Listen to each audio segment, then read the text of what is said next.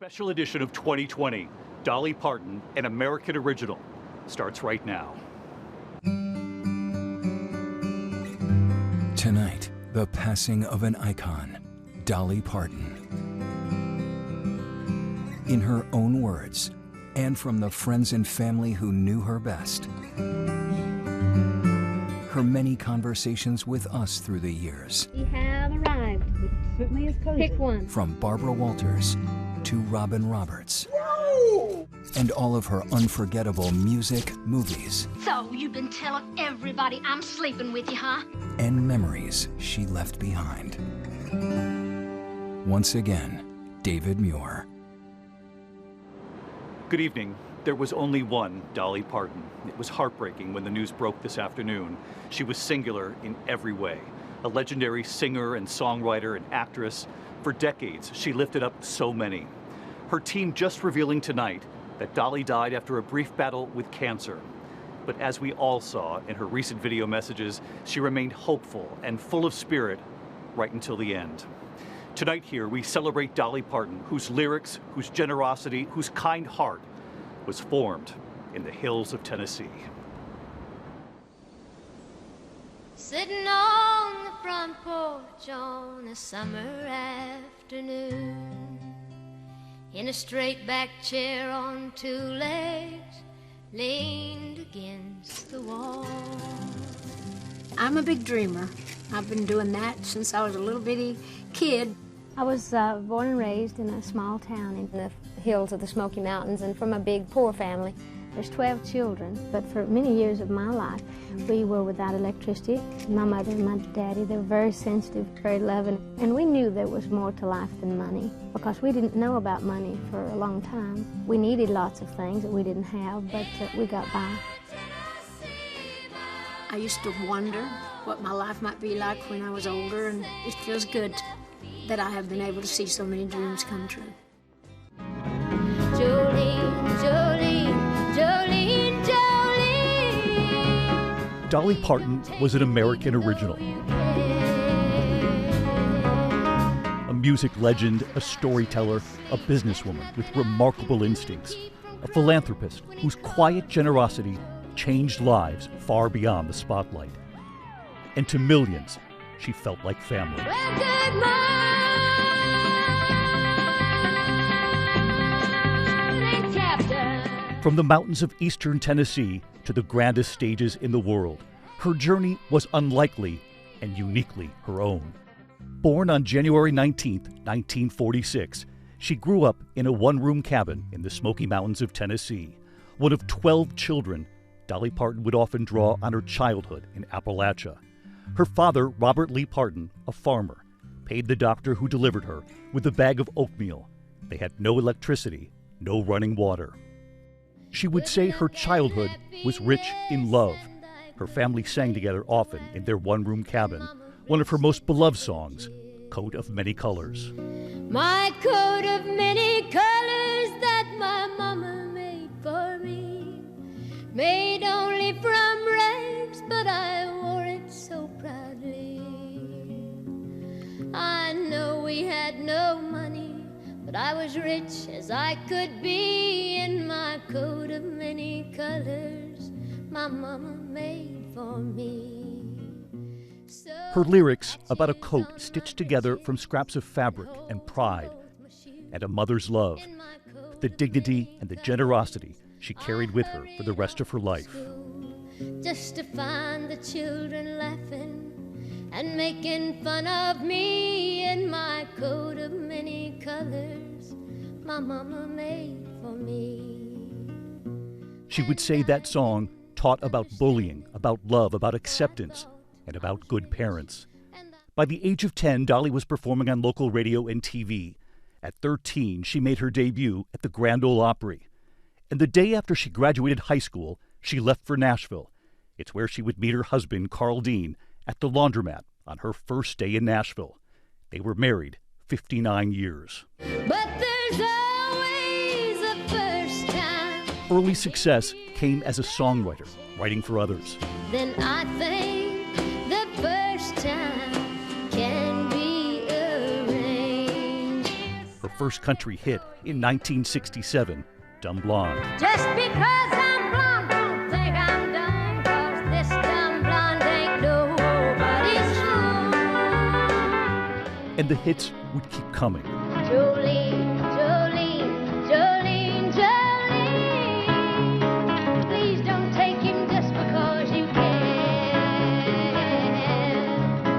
She recorded Jolene in 1973, Dolly writing it in just minutes, inspired, she often said, by a red-haired bank teller who had flirted with her husband.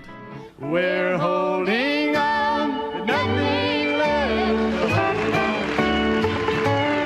on. She would write a farewell song to her mentor and business partner, Porter Wagner, when she went out on her own. I Will Always Love You. And I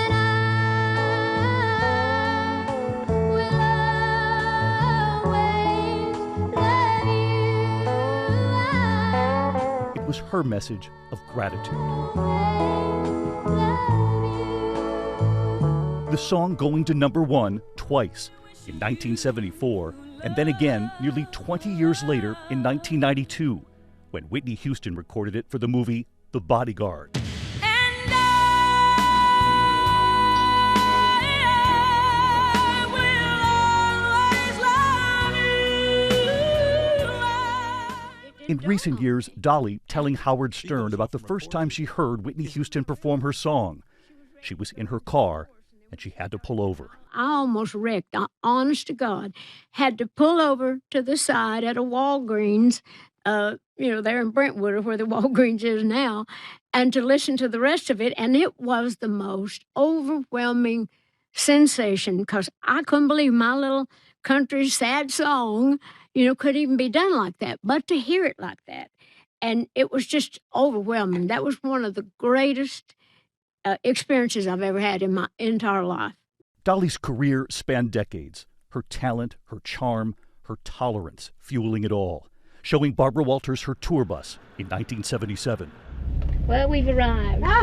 Can we see your little room? Yeah, let's do it. This is my couch. Also, this is my bed. Here in these cabinets are my wigs. This one is my show closet. The good thing about all these clothes in this closet are hand washable. I just put them in the sink in a motel room. In 1980, she was convinced by Jane Fonda to join Jane and Lily Tomlin in 9 to 5. This is Judy Burnley. Judy's going to be working over in my section, Dorley Roads. Hi, Judy. Nice to meet you. Listen, if there's anything I can do, you just give me a holler, because I know what it's like to be the new girl in town. Thank you. Dolly famously writing the song that defined the movie and the era. For service and devotion, you would think that I would deserve a bad promotion. It just popped in my head one day, and it was when we did our first scene. I was writing this song. We were waiting in the Xerox room the first time we were together on the thing, and I started clicking my nails, which I get rhythm if I can't get to an instrument. They got you where they want you. There's a better life. Jane Fonda through the years remembering Dolly Parton showing up to that movie set, having memorized her own lines and everyone else's lines too. When Dolly showed up the first day, she had learned the entire script, everybody's lines, everything. She didn't know that she didn't have to learn everything. That song shooting to #1, earning a Grammy Award and an Oscar nomination. Now, don't get excited. Get your scummy hands off of me. Look, I've been straight with you from the first day I got here, and I put up with all your pinching and staring and chasing me around the desk because I need this job, but this is the last straw. All right, now wait. Let's just sit down and. Look, I got a gun out there in my purse, and up to now I've been forgiving and forgetting because of the way I was brought up, but I'll tell you one thing. If you ever say another word about me or make another indecent proposal, I'm going to get that gun of mine, and I'm going to change you from a rooster to a hen with one shot. That has happened to me many times in my life. People misunderstanding me because I'm so open and so fun-loving. People sometimes would get the wrong idea. They think I do all the things I joke and laugh about. She once told Good Morning America how she responded to early criticism of her image. The thing that people said, you got to change your image. You have got to change your image. And I said, I ain't going to change my image. I'm going to make a fortune out of it. Dolly Parton telling the New York Times in 2002, I've created this and played it up to make up this whole persona, but this isn't all I am. It's not even most of what I am. Hopefully, people can see beneath. And of course, millions around the world did. Drawn to her lyrics, her love for all, her humanity. Her roots, her family, were the foundation for all that she did. But oh, didn't we have such a good life? And the days that I knew then are the happiest I know. Her mom, dad, and brother in 1976. The family still singing. In the pines where the sun never shines. The late 60 Minutes correspondent Morley Safer once showing Dolly an early video of her singing and dancing with her family. She was moved to tears during the interview. That's very touching to me because Mom and Daddy are both gone now. I haven't seen that in so long. We just pull at my heart there. Would you like a drink? No, that's okay. Yeah, whiskey? Yeah, some moonshine would be nice about now. Her reach far beyond her music. Along the way, she built a business empire, Dollywood, a tribute to her hometown, bringing jobs and pride to the Smoky Mountains. I have a big dream of being involved in a place in East Tennessee, my hometown up in Gatlinburg, which is one of the most wonderful places in the world, called Dollywood, USA. Through the decades, Dolly collaborating with so many artists. Her duet with Kenny Rogers, iconic. Islands in the stream, that is what we are. Islands in the Stream in 1982. How can we be wrong? There would be firsts and new heights her entire career. The Country Music Hall of Fame, and in recent years, inducted into the Rock and Roll Hall of Fame. I figure if I'm going to be in the Rock and Roll Hall of Fame, I'm going to have to earn it. Dolly on stage with a generation of performers inspired by Dolly Parton. Jolene, Jolene, Jolene. Hollywood would honor Dolly too. There were several movies beyond 9 to 5. Steel Magnolias with Sally Field, Shirley MacLaine, and Julia Roberts. Why don't we just focus on the joy of the situation? Julia Roberts once remembering the lesson taught by Dolly on that set. Everybody was like, it's hot, could I get some water? And this, and Dolly never said anything. And I finally I had to say, Dolly, I mean, you've got a wig and you're doing the thing and the wool and, I mean, come on, it's hot. I mean, sweat a little, But just say, I'm hot, this is a drag. No. And she said, I remember we were sitting on the porch. Do you remember this? We were sitting on the porch and she said to me, when I was a little girl, I wanted to be famous and I wanted to be rich, and now I'm both those things. I'm not going to complain about it.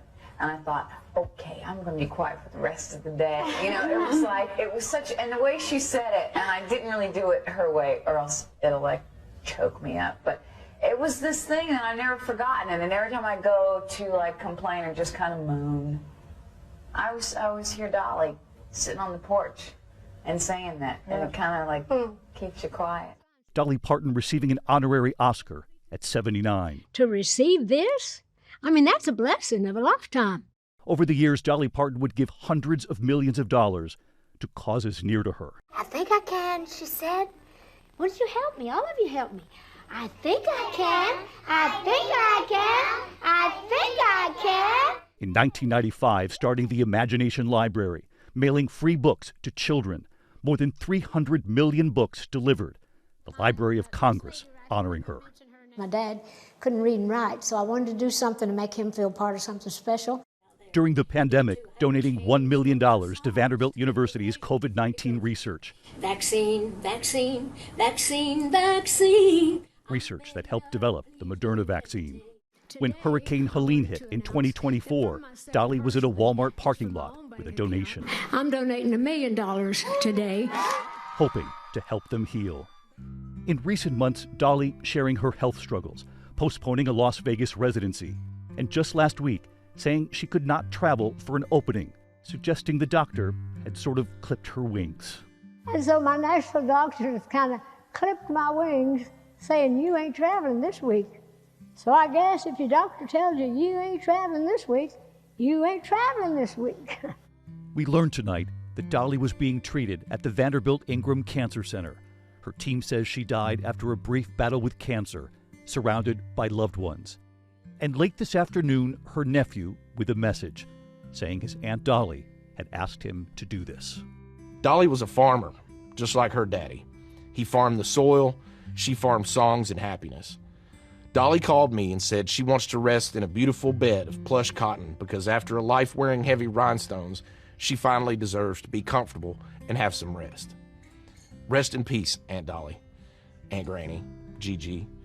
May God bless Dolly Parton, and may God bless you all. She will always love you. The song she wrote all those years ago, now a gift to us. Her lyrics, her own words, reflecting how millions of Americans will always feel about her. I will